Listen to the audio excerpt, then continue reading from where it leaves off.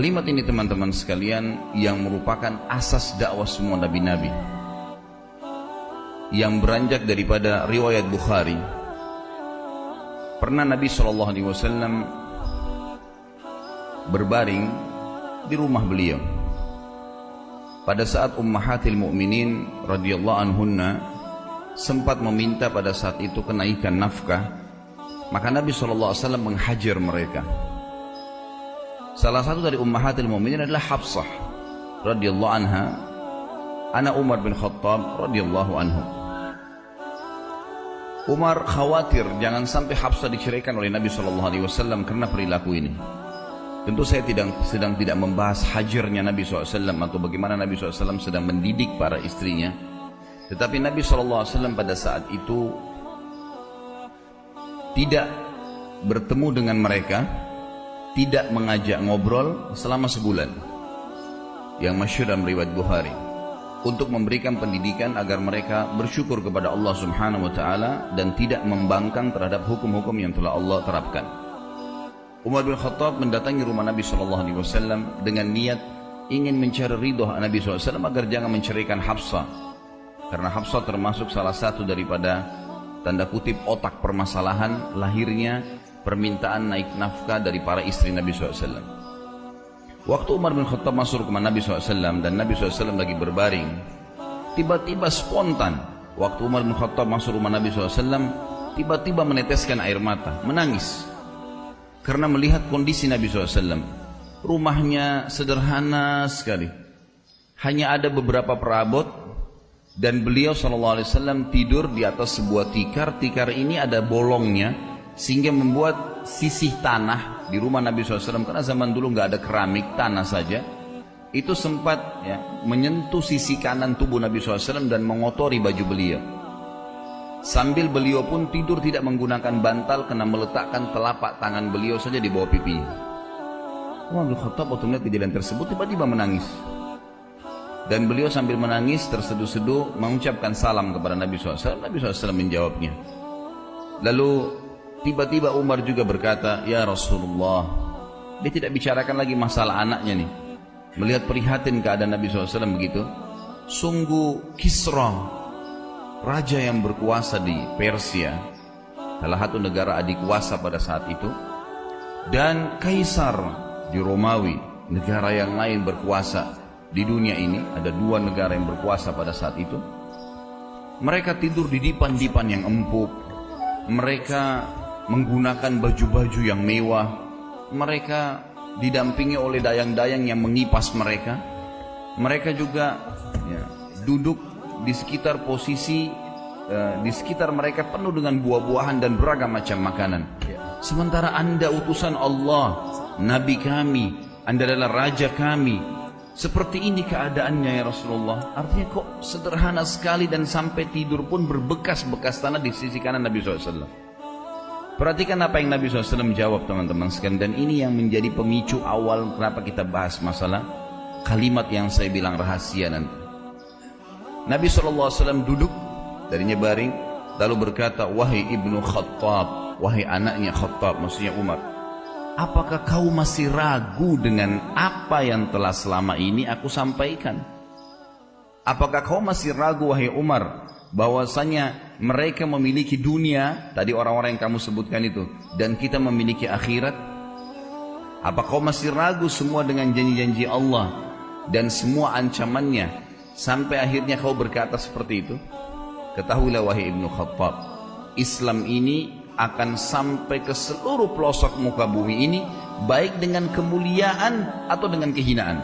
Maksudnya akan masuk Islam orang yang mulia, dan yang menolak pun akan dengan terhina masuk ke dalam Islam. Akan masuk akhir zaman nanti seperti itu. Ini kurang lebih pemicu awal kisah ini.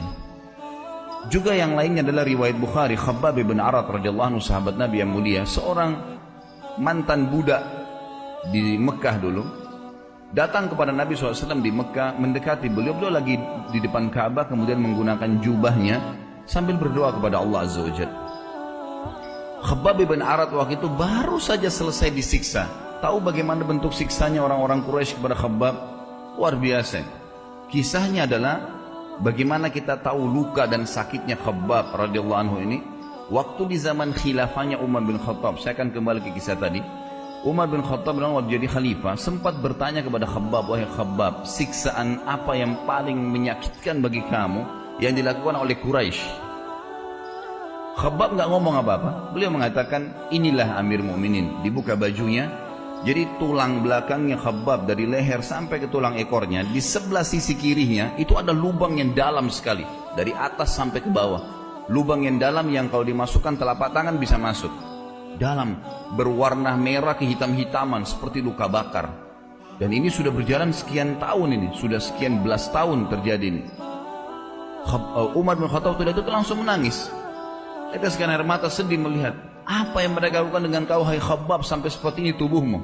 Maka Khabbab berkata, wahai Amir Mu'minin, waktu awal-awal Islam diiklankan dan saya termasuk penganut awal Islam, mereka orang-orang Quraisy membuka bajuku, kemudian meletakkan batu-batu yang runcing dan tajam di padang pasir yang sengaja mereka tancapkan di dalam tanah dengan kokoh. Kemudian badan saya, kedua kaki saya dipegang, kedua tangan saya lalu saya diseret dengan cara keras di atas batu-batu tajam tersebut sampai akhirnya belakang saya bolong seperti ini.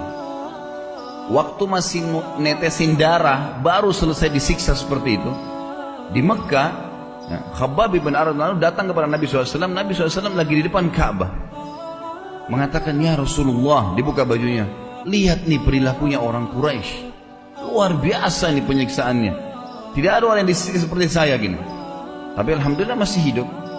Lalu kemudian dia maksudnya berkatalah Khabbab, ya Rasulullah, mumpung anda di depan Ka'bah, anda seorang utusan Allah, mintalah agar Allah memenangkan segera agama ini. Apa kata Nabi SAW? Wahai Khabbab, innakum qaumun tasta'jilun. Sesungguhnya kalian kaum yang buru-buru. Wahai Khabbab, demi zat yang ubun-ubunku dalam genggamannya, Allah Azza wa Jal akan memasukkan agama ini ke seluruh pelosok muka bumi ini, baik dengan kemuliaan atau dengan kehinaan. Pasti orang akan masuk menerima agama ini karena kepintarannya, kecerdasannya, atau dia akan masuk Islam dengan terpaksa pun nanti di akhir zaman. Dan wahai Khabbab, Allah Azza wa Jal akan menyebarkan Islam sampai-sampai seorang wanita jalan dari Hadramaut menunggangi unta sendirian, tidak didampingi oleh siapapun, menuju ke San'a. Hadramaut sebuah wilayah di Yaman, jaraknya dengan San'a mungkin kalau saya tidak salah sekitar 600 km. San'a ibu kota Yaman, sampai sekarang masih ibu kota. Dan dulu antara Hadramaut dengan San'a ini teman-teman sekalian terdapat puluhan suku, semuanya perampok. Kalau orang dulu jalan antara San'a dan Hadramaut itu antara hidup dan mati.